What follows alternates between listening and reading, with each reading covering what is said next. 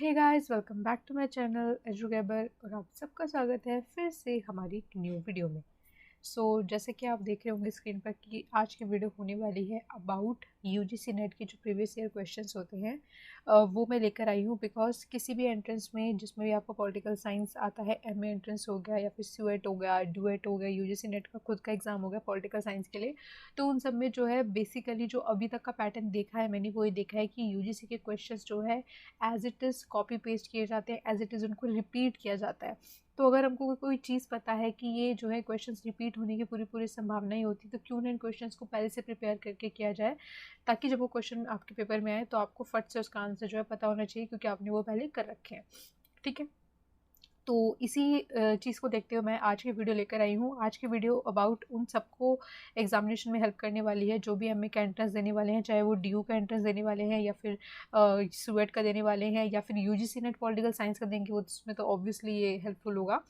तो आज की वीडियो में हम वेस्टर्न पॉलिटिकल थॉट के क्वेश्चन लेकर आई हूँ, यानी कि WPTM जिसको बोलते हैं। अगर आप वीडियो को अच्छा रिस्पांस दोगे तो मैं इसकी आगे के भी पार्ट्स लेकर आऊँगी। पार्ट्स का मतलब है कि मैं और भी डिसिप्लिन लेकर आऊँगी, लाइक आईपीटी के प्रीवियस ईयर लेकर आऊँगी, कंपैरेटिव के लेकर आऊँगी, पबेट के लेकर आऊँगी। ठीक है, तो आपको अच्छा रिस्पांस कैसे दिखाना है, आपको वीडियो को लाइक करना है, कमेंट करना है, बताना है कमेंट करके कि वीडियो कैसी लगी आपको, और अपने दोस्तों के साथ शेयर करना है। और अगर चैनल पे नए हो तो सब्सक्राइब तो बिल्कुल कर लेना, क्योंकि ऐसी इंपॉर्टेंट वीडियोस हमारा चैनल लेकर आता रहता है। आप चाहे तो हमारी जो अन्य एंट्रेंस की प्लेलिस्ट है उसको भी चेकआउट कर सकते हो।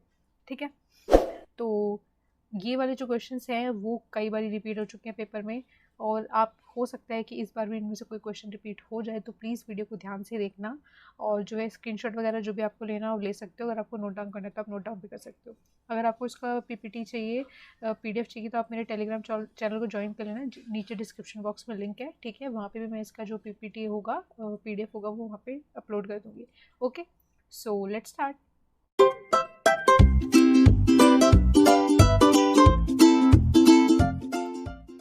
फर्स्ट क्वेश्चन हमारा प्लेटो के बारे में है। Which of the following are the features of Plato's theory of education? First है आपका, it is a means of social rightness and realization of truth. Second, elementary education begins at childhood up to age of 6। Third, the public test is held at the age of 20। And fourth, at the age 30 a second selective test is to take place.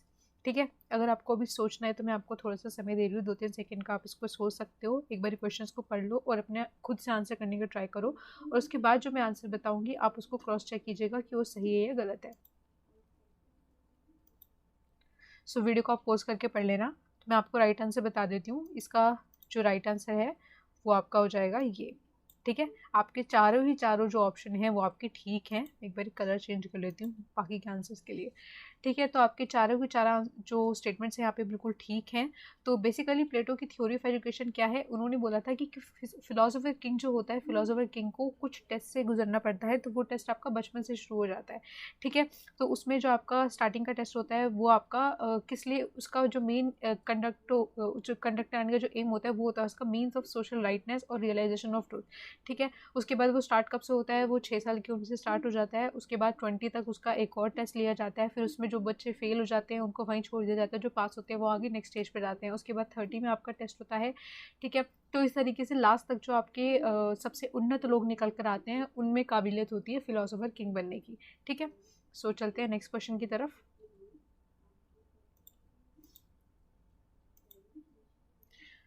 Thomas Hobbes constructed his political philosophy on the basis of postulates derived from, postulates होती है आपकी अभिधारणा। ठीक है, principles of natural science, social science, theology या फिर metaphysics. आप चाहो तो वीडियो को पॉज करके अपना आंसर जो है गेस कर सकते हो, फिर मेरे आंसर से उसको मैच कर सकते हो। ठीक है, तो इसका जो आपका आंसर है वो है आपका ए, प्रिंसिपल्स ऑफ नेचुरल साइंसेस। तो थॉमस हॉब्स की जो मेन दो प्रिंसिपल्स हैं, जो दो मेन अभिधारणाएं हैं, वो आपकी फर्स्ट है postulate of natural appetite, and second है आपका पोस्टुलेट ऑफ नेचुरल रीजन। ठीक है, इन दोनों को मिलाकर वो बोलते हैं कि ये हमारे प्रिंसिपल ऑफ नेचुरल साइंस है, और उनका जितना भी पॉलिटिकल फिलोसफी है वो इसी प्रिंसिपल ऑफ नेचुरल साइंस के ऊपर जो है बेस्ड है। ठीक है, चलते हैं नेक्स्ट क्वेश्चन की तरफ।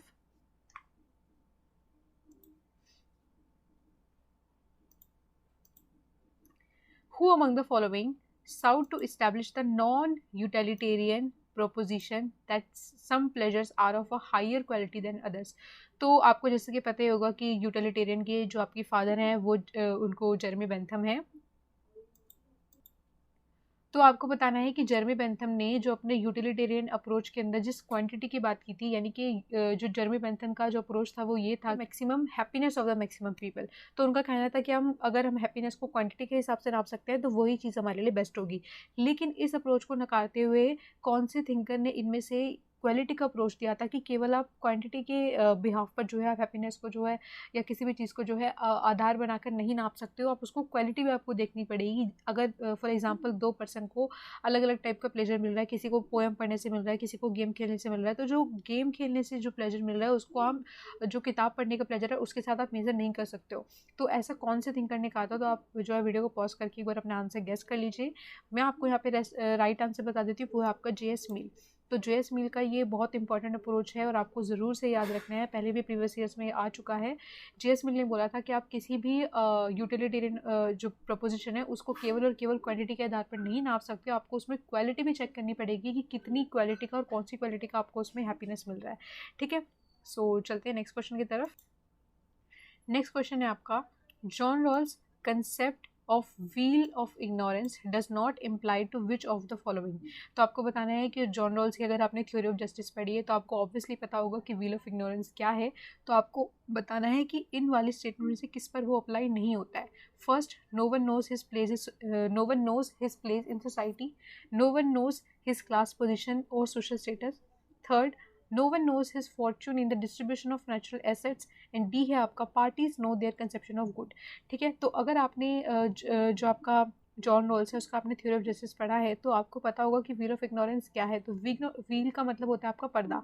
ठीक है, तो व्हील ऑफ इग्नोरेंस वो बोलते हैं कि एक ऐसा पर्दा है जिसके पीछे कुछ ऐसे लोग बैठे हैं जो समाज के लिए सारे के सारे नियम कायदे कानून बनाएंगे, लेकिन वो नियम कायदे कानून इस तरीके से बनाएंगे कि ना तो उनको अपनी सोशल पोजीशन पता होगी कि रूल्स बनाने के बाद उनकी क्या पोजीशन होने वाली है सोसाइटी में। ठीक है, ना तो उनको अपना प्लेस पता होगा, ना ही उनको पता होगा कि आगे जिस तरह से भी डिस्ट्रीब्यूशन नेचुरल गुड्स का होने वाला है उनमें से उसको क्या मिलने वाला है। ठीक है, तो अगर ये चीज़ें नहीं पता होंगी तो वो ऑटोमेटिकली जितने भी रूल्स होंगे वो सबके लिए सेम तरीके से बनाएंगे, किसी के भी सेल्फ इंटरेस्ट को देखते हुए नहीं बनाएंगे। तो जो यहाँ पे फोर्थ आपकी आ जाती है, तो यहाँ पर जो आपका डी ऑप्शन है, parties know their conception of good, तो ये यहाँ पे क्या हो जाता है, करेक्ट हो जाता है। करेक्ट का मतलब इसलिए यहाँ पे पूछा था डज नॉट। ठीक है, तो आपको क्वेश्चन को ध्यान से पढ़ना है, जिसमें नॉट लिखा होता है वही क्वेश्चन बच्चे सबसे ज़्यादा गलत करके आते हैं, सही वाले को टिक कराते हैं। अगर आपसे नॉट पूछे तो आपको बताना है कौन सा नहीं है। तो ऐसा नहीं था कि parties know their conception of good, अगर उनको ऐसा पता होता तो वो समाज के लिए जो है सही तरीके से सब लोगों के लिए समान तरीके से लॉस नहीं बना पाते। ठीक है, तो इसी में मैंने आप लोगों के लिए एक और चीज़ यहाँ पे ऐड करने की कोशिश की है। हाँ, ये है आपका जॉन रॉल्स के प्रिंसिपल ऑफ जस्टिस। ठीक है, तो जॉन रॉल्स के प्रिंसिपल ऑफ जस्टिस क्या है, तो Rawls orders the principle of justice lexically का मतलब क्या होता है, जिस ऑर्डर में उन्होंने अपने प्रिंसिपल्स को दिया है उन्होंने बोला है कि इसी ऑर्डर में फॉलो होना चाहिए, इसको बोलते हैं वो लेक्सिकल ऑर्डर। तो फर्स्ट प्रिंसिपल है आपका the greatest equal liberty principle takes priority. ठीक है, तो सब लोगों को जो है एक लिबर्टी मिलनी चाहिए, इक्वल तरीके से उनका प्रायोरिटी रखते हैं इसको वो। Followed by the equal opportunity principle, इसके बाद आपका आना चाहिए equal opportunity, and finally the difference principal.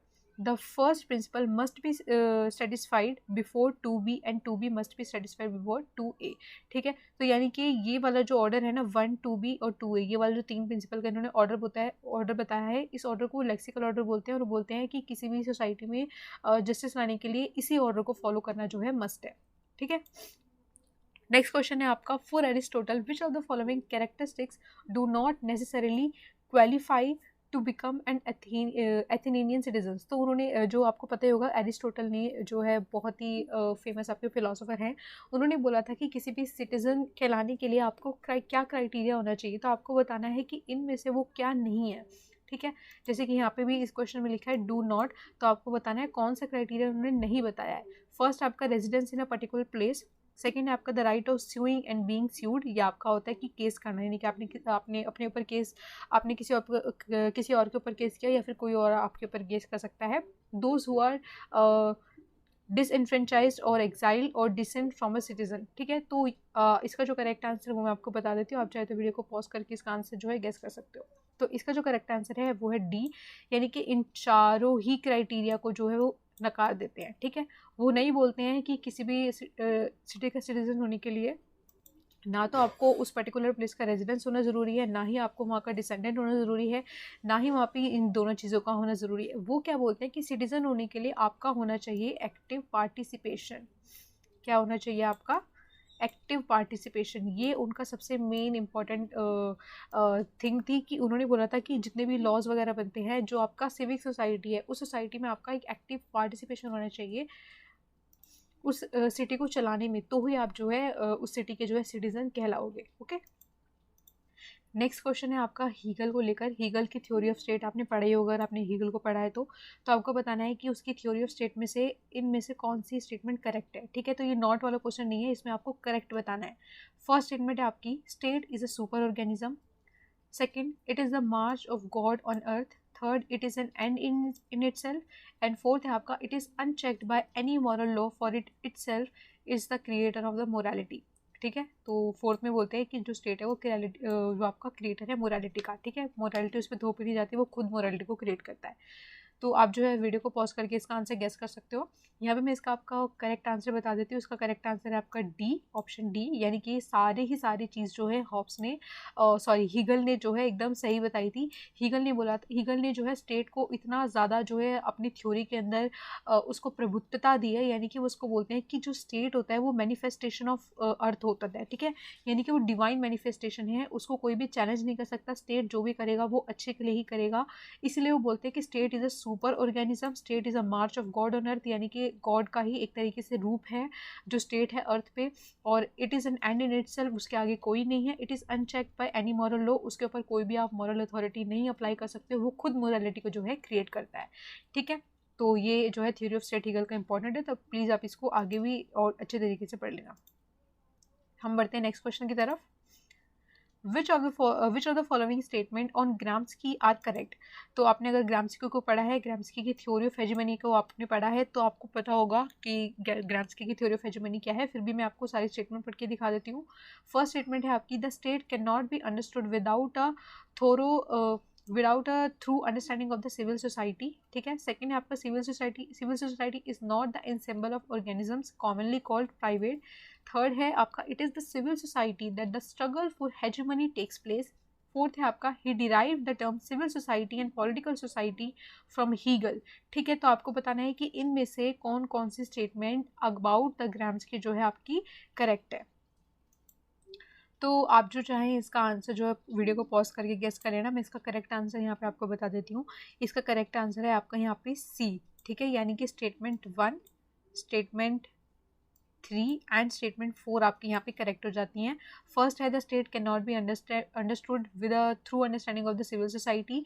तो बेसिकली जो ग्राम्स्की है ना, वो सोसाइटी को जो है दो चीज़ों में डिवाइड करते हैं। फर्स्ट आपका पॉलिटिकल सोसाइटी है, सेकंड आपका सिविल सोसाइटी है। तो वो बोलते हैं कि जो हेजीमनी है स्टेट की, वो कहाँ पे टेक प्लेस करती है, वो आपका सिविल सोसाइटी में टेक प्लेस करती है। तो इसका मतलब अगर हम सिविल सोसाइटी को नहीं समझेंगे तो हम स्टेट को नहीं समझ पाएंगे। सिविल सोसाइटी का मतलब होता है आपका प्राइवेट स्फेयर, जिसमें आपके ट्रेड यूनियंस होते हैं, एजुकेशन सिस्टम आता है, सोसाइटी आती है, फैमिली आती है, तो ये आपकी सिविल सोसाइटी होती है। तो इसी सिविल सोसाइटी में जो है हेजीमनी को प्रैक्टिस करता है जो भी स्टेट होता है या फिर जो भी आपका अथॉरिटी में होता है। बिना विदाउट सिविल सोसाइटी को अंडरस्टैंड किए हम स्टेट को नहीं समझ पाएंगे। उसके बाद जो स्टेटमेंट है, it is the civil society that the struggle of hegemony takes place, मैं आपको ऑलरेडी बता चुकी हूँ। और लास्ट में बोलते हैं, he derive the term civil society and political society from Hegel. तो ये सिविल सोसाइटी और पॉलिटिकल सोसाइटी के जो टर्म्स है वो उन्होंने किससे जो है डिराइव करे हैं, वो उन्होंने हीगल से जो है डिराइव किए हैं। तो यहाँ पे आपका एक और क्वेश्चन बन जाता है, यानी कि आपका एक क्वेश्चन ये भी यहाँ पे बन जाता है कि किससे जो है ग्राम्स्की ने सिविल सोसाइटी का और पॉलिटिकल सोसाइटी का जो टर्म है वो डिराइव किया है। तो ऐसा भी क्वेश्चन बन सकता है, उसका आपका आंसर होगा हीगल। ठीक है, सो आई होप आपको चीज़ें समझ आ रही होंगी। और अगर आपको इसकी बेटर अंडरस्टैंडिंग चाहिए तो आप मेरी और जो वीडियोस हैं उनको जो है जाके वॉच कर सकते हो। अगर आपको बहुत कम टाइम है आपके पास और आपको बहुत सारी प्रिपरेशन करना है और अच्छे तरीके से करना है, तो आप हमारी एंट्रेंस गाइड को ले सकते हो। एंट्रेंस गाइड आपको कैसे मिलेगी, उसका जो लिंक है आपको नीचे डिस्क्रिप्शन बॉक्स में मिल जाएगा।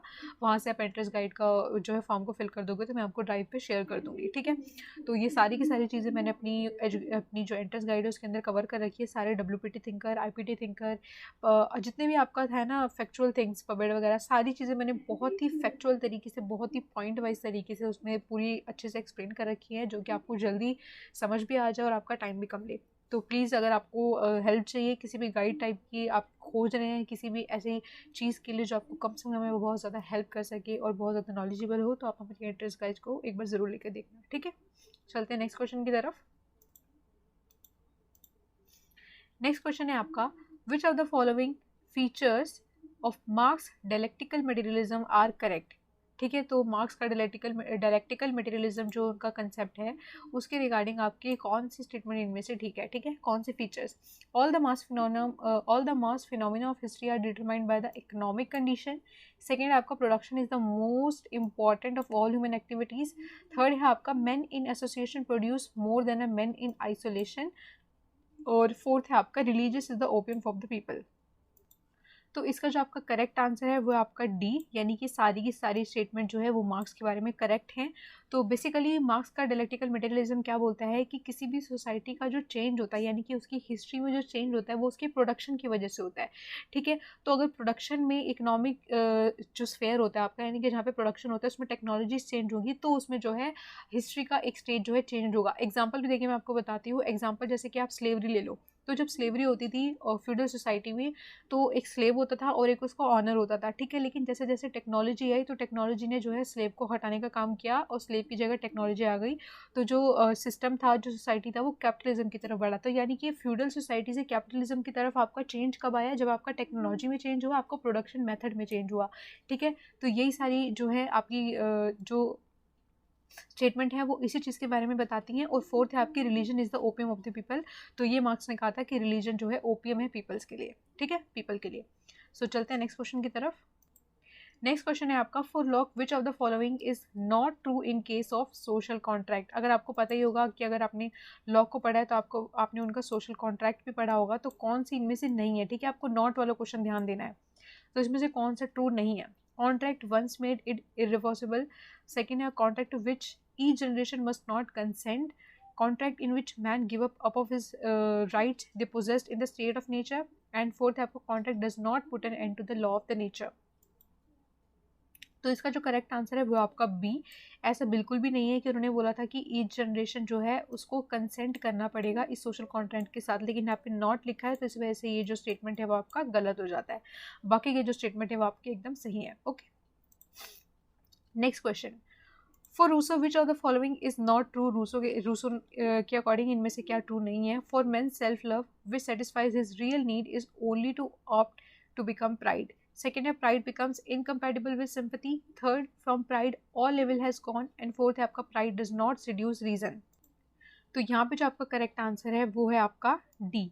ऐसा उन्होंने नहीं कहा था कि pride does not seduce reason, बल्कि उन्होंने कहा था कि प्राइड सेड्यूस रीजन, ठीक है। तो इसका मतलब क्या है, वो बोलते हैं, रूसो क्या बोलते हैं कि सब जो जितने भी ह्यूमन बींग्स होते हैं, जितने भी क्रिएचर्स होते हैं, उनमें एक इंस्टिक्चुअल ड्राइव होता है अबाउट सेल्फ प्रिजर्वेशन, यानी कि हर एक ह्यूमन जो है अपने सेल्फ को जो है प्रिजर्व करना चाहता है और उसके रीज़न के अकॉर्डिंग, यानी कि उसके रीज़न का इस्तेमाल करके वो अपनी जितनी भी बेसिक जो नीड्स होती है उनको फुलफिल करने की तरफ आगे बढ़ता है, ठीक है।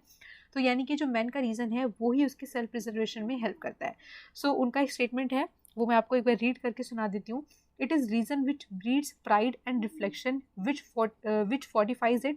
Reason which turns man inward into himself. Reason which separates him from everything which troubles or affect him. ठीक है, तो reason ही एक ऐसी चीज़ है जो उसको ऐसी चीज़ों से सेपरेट करती है जो उसको इफेक्ट करे या फिर उसको ट्रबल करे अपने सेल्फ प्रिजर्वेशन की तरफ, ठीक है। इसको एक और टर्म उन्होंने यहाँ पे यूज़ करी है, मैं आपको यहाँ पे लिख के दिखा देती हूँ। एमूर दी सोई, ठीक है, ये टर्म उन्होंने यूज करा है, एमूर दी सोई। तो यानी कि इसका मतलब क्या होता है, सेल्फ लव, यानी कि हर एक ह्यूमन बीइंग में अपना एक सेल्फ लव होता है, अपना एक सेल्फ प्रिजर्वेशन होता है, जिसको कौन गाइड करता है, रीजन गाइड करता है, ठीक है। चलते हैं नेक्स्ट क्वेश्चन की तरफ। नेक्स्ट क्वेश्चन है हमारा, given are the two statements, one labelled as assertion A and assertion B. Assertion बताना है आपको, उसका रीजन बताना है पढ़ के। फर्स्ट असर्शन है आपका, JS Mill will is the basic of all institutions including the state। तो जो JS Mill है वो बोलते हैं कि जो will है वो आपकी बेसिक है all institutions including the state, ठीक है। will is not dependent on number, it has a qualitative foundation. तो वो बोलते हैं कि जो विल है वो नंबर्स पे डिपेंड नहीं करती है, वो क्वालिटेटिव फाउंडेशन के ऊपर डिपेंड करती है। तो आपको बताना है कि इनमें से कौन सा करेक्ट है। तो करेक्ट इसमें आपका है A, both A and R true and R is the correct explanation of A, यानी कि जो जेएस मिल होते हैं वो बताते हैं। नेक्स्ट क्वेश्चन है आपका, which of the following are features of Marx theory of surplus value. ठीक है, मार्क्स की जो थ्योरीज हैं वो आपको सारी पढ़ के जानी है, चाहे वो उसका हिस्टोरिकल मटेरियलिज्म हो गया, डायलेक्टिकल मटेरियलिज्म जिसको भी बोलते हैं, और आपका थ्योरी ऑफ सरप्लस हो गया, आपका थ्योरी ऑफ प्रोडक्शन हो गया जिसमें मीन्स ऑफ प्रोडक्शन और मोड्स ऑफ प्रोडक्शन आता है आपका। ये सारी थ्योरीज आपको लाइक मार्क्स तो आपको एकदम अच्छे से पता होना चाहिए, उसकी बुक्स पता होनी चाहिए, उसकी बुक्स का क्रोनोलॉजिकल ऑर्डर यानी कि उनका पब्लिकेशन ईयर पता होना चाहिए, क्योंकि बहुत बार जो है मार्क्स की बुक्स को क्रोनोलॉजी में पूछा जाता है। ठीक है, तो फिलहाल यहाँ पे क्वेश्चन जो है सरप्लस वैल्यू की बात कर रहा है, जिसमें आपके जो ऑप्शंस हैं वो हैं आपके, it is an extension of Ricardo's theory. Second है आपका labour power equals to the brain muscle and nerve of the labour. Third है आपका the value of every commodity is not proportional the value of every commodity is not proportional to the quantity और labour content in it. Fourth है आपका the worker must be paid a price proportional to the number of labour hours that entered into its production. तो आप इसका answer guess कीजिए, तब तक मैं आपको कुछ एक्स्ट्रा इन्फॉर्मेशन बता देती हूँ कि जो आपका थ्योरी ऑफ सरप्लस वैल्यू है वो कौन सी बुक के अंदर दिया गया है, आपका दास कैपिटल के अंदर। ठीक है, 1 सेकेंड, ये आपसे क्वेश्चन पूछ भी लिए जाते हैं कि कौन सी बुक में कौन सा आपका थ्योरी दिया गया है, तो ये दिया गया है आपका दास कैपिटल के अंदर, आप इसको नोट डाउन कर लेना। दास कैपिटल के अंदर आपका जो है थ्योरी ऑफ सरप्लस वैल्यू दिया गया है। और जो आपका यहाँ पे करेक्ट ऑप्शन है वो मैं आपको बता देती हूँ कि आपका करेक्ट ऑप्शन है यहाँ पे सी। ठीक है, यानी कि ए, बी एंड डी, ये आपकी जो है स्टेटमेंट्स यहाँ पे करेक्ट है। तो बेसिकली आपका सरप्लस वैल्यू होता क्या है, मार्क्स बोलते हैं कि सरप्लस वैल्यू वो होता है कि जो भी प्रोडक्ट जो है लेबर बना रहा है वो जिस प्राइस पे बेचा जा रहा है, जो उसका मार्केट प्राइस है, और जो लेबर वर्कर को दी जा रही है उस काम को करने की, उन दोनों के बीच का जो डिफरेंस होता है उसको बोलते हैं आप सरप्लस वैल्यू। ठीक है, यानी कि जो आपका वर्कर है उसको उसकी सही कीमत नहीं मिल रही है जितनी उसको मिलनी चाहिए, तो इस सरप्लस वैल्यू को बोलते हैं। तो वो बोलते हैं कि जो जब सोशलिज्म आ जाएगा तो सोशलिस्ट सिस्टम के अंदर जो है value of labour would be paid to the worker. ठीक है, तो ये आपको पढ़ के जाना है, और आपकी जितनी मैंने आपको और थ्योरीज बताई हैं वो भी आपको पढ़ के जानी है। नेक्स्ट क्वेश्चन है, Who among the following conceived society as a cooperative venture of mutual advantage, more or less self-sufficient and necessary governed by the rules? तो आपको बताना है कि किसने इनमें से society as a cooperative venture of mutual advantage बोला था। तो आप इसको जो है पॉज करके जो है थिंक कर सकते हो इसके ऊपर, लेकिन ये बहुत इंपॉर्टेंट क्वेश्चन है और पहले भी आ चुका है ऑलरेडी, सारे प्रीवियस ईयर क्वेश्चन है, इसका मतलब कि सारे ही आ रखे हैं, तो सारे इंपॉर्टेंट है, आपको सब क्वेश्चन को ध्यान से पढ़ना है। तो यहाँ पे मैं आपको इसका करेक्ट आंसर बता देती हूँ। इसका करेक्ट आंसर है आपका जॉन रॉल्स। तो इसका करेक्ट आंसर आपका जो जॉन रॉल्स है, जॉन रॉल्स बोलते हैं कि सोसाइटी को इस कोऑपरेटिव वेंचर की तरह समझना चाहिए जिसमें सब लोगों का म्यूचुअल एडवांटेज होगा। ठीक है, यानी कि सब लोगों को मिलकर रहना चाहिए, सब लोग मिलकर रहेंगे तभी उन लोगों को जो है ये रियलाइजेशन आ पाएगा कि जब वो साथ मिलकर काम करेंगे so that they can get more out of the life working with each other rather than working against each other। ठीक है, तो बोलते हैं कि ऐसी सोसाइटी में जो है काम करना चाहिए जिसमें सब लोग अपने म्यूचुअल एडवांटेज के साथ एक साथ रहकर काम करें। ठीक है, तो ये बात करते हैं जॉन रॉल्स। नेक्स्ट क्वेश्चन की तरफ चलते हैं। नेक्स्ट क्वेश्चन है आपका, given below are the two statements, ये आपको रीजन और असर्शन वाला अगेन आ गया है। असर्शन ए है आपका, Aristotle was the first thinker to adopt inductive method but it was accidental. Second है आपका, in case of Machiavelli use of inductive method was intentional. तो आपको बताना है कि ये दोनों स्टेटमेंट सही है, गलत है, या फिर दोनों एक साथ है, या फिर इसका जो रीज़न है वो इसके लिए सही है। तो यहाँ पे मैं आपको करेक्ट आंसर बता देती हूँ, इसका करेक्ट आंसर है आप लोगों का बी, यानी कि दोनों ही स्टेटमेंट ठीक हैं, लेकिन जो असर्शन जो आपका रीज़न है वो असर्शन का एग्जैक्ट एक्सप्लेनेशन यहाँ पे नहीं है। तो Aristotle was first thinker to adopt the inductive method but it was accidental, और जिसने उनके बाद जो इंडक्टिव मेथड को यूज़ किया था लेकिन पर्पसली कंपेरिजन के लिए, तो वो थे आपके मैकियावेली। ठीक है, चलते हैं नेक्स्ट क्वेश्चन की तरफ। नेक्स्ट क्वेश्चन है आपका, theory of form and allegory of cave. ये आपको पता ही होगा कि किसकी है, बहुत ही इजी क्वेश्चन है, तो ये आपके दी है प्लेटो ने। नेक्स्ट क्वेश्चन की तरफ चलते हैं। Which among the following is the full title, ठीक है, तो ये आपको ध्यान से रखना है। फुल टाइटल पूछा है बुक का, रिटन बाय द मैरी वॉल्सनक्राफ्ट, यानी कि बुक तो सारी जितनी भी लिखी हुई है वो एक ही बुक है, लेकिन सारी की सारी मैरी वॉल्सनक्राफ्ट ने लिखी है, लेकिन इसमें से आपको फुल नेम बताना है बुक का। तो यानी कि आपको बुक्स को पढ़ते हुए ये भी ध्यान रखना है कि वो बुक का पूरा नाम क्या है। ऐसे क्वेश्चन भी पूछ लिए जाते हैं, क्योंकि कई बार आपको लिए भी फायदा होगा कि जब आप किसी बुक का फुल नेम पढ़ते हो तो आपको जो उस बुक का जो मेन थ्योरी होता है उस बुक का, वो आपको उसके टाइटल से पता चल जाता है, ठीक है। तो इसका जो करेक्ट आंसर है वो है आपका B, a vindication of rights of women with strictures on political and moral subjects. तो ये मेरी वॉल्सनक्राफ्ट की बुक है ये। और ये बुक आपको पब्लिकेशन ईयर भी पता होना चाहिए, बिकॉज बहुत इंपॉर्टेंट बुक है। तो इसका पब्लिकेशन ईयर है आपका 1792, ठीक है, 1792 इस बुक का पब्लिकेशन ईयर है। तो बेसिकली इस बुक में जो उन्होंने बात करी थी इक्वल राइट्स के लिए फॉर मैन एंड वुमेन, क्योंकि वुमेन को जो है पहले एजुकेशन नहीं मिलती थी, तो उन्होंने जो है दोनों के लिए इक्वल राइट्स की बात करी थी। Next question, which of the following two are correct. First है आपका Plato laid more emphasis on duties than rights, his ideal state was merely an idea not reality, he was not a feminist and he did speak about the class state। तो इसका जो correct answer है वो है आपका option A, यानी कि statement A और स्टेटमेंट बी आप लोग यहाँ पे करेक्ट है। ओके, नेक्स्ट क्वेश्चन है आपका, who had differentiated between the natural and conventional inequality. तो आप इसके ऊपर थिंक कर सकते हैं।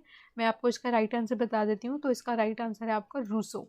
तो रूसो ने डिफरेंशिएट किया था about natural and conventional inequality. तो उन्होंने बोला था जो नेचुरल इनइक्वालिटीज़ होती हैं वो आपकी एज में हो गई, कलर में हो गई, ठीक है। तो जो आपके ट्रेड्स आपको नेचुरली मिले हैं वो जो इनइक्वालिटीज़ होती है वो आपकी नेचुरल इनइक्वालिटी है, लेकिन बाद में समाज में आने के बाद जो इनइक्वालिटीज़ बनती हैं, जो कन्वेंशन के साथ इनइक्वालिटी बनती हैं, वो आपकी कन्वेंशनल इनइक्वालिटीज़ होती हैं।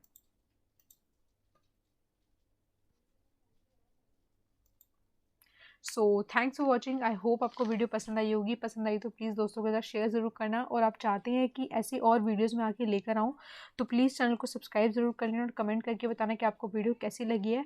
एंड अगेन मैं आपको बताना चाहूँगी कि अगर आपको प्रिपरेशन करनी है, जल्दी से जल्द करनी है और अच्छे मटेरियल के साथ करनी है, तो आप हमारा गूगल फॉर्म भर सकते हो। नीचे आपको डिस्क्रिप्शन बॉक्स में लिंक मिल जाएगा, तो उससे आपको जो एंट्रेंस गाइड ड्राइव पे आपको शेयर कर दी जाएगी। सो मिलते हैं आपसे नेक्स्ट वीडियो में, तब तक के लिए गुड बाय, टेक केयर।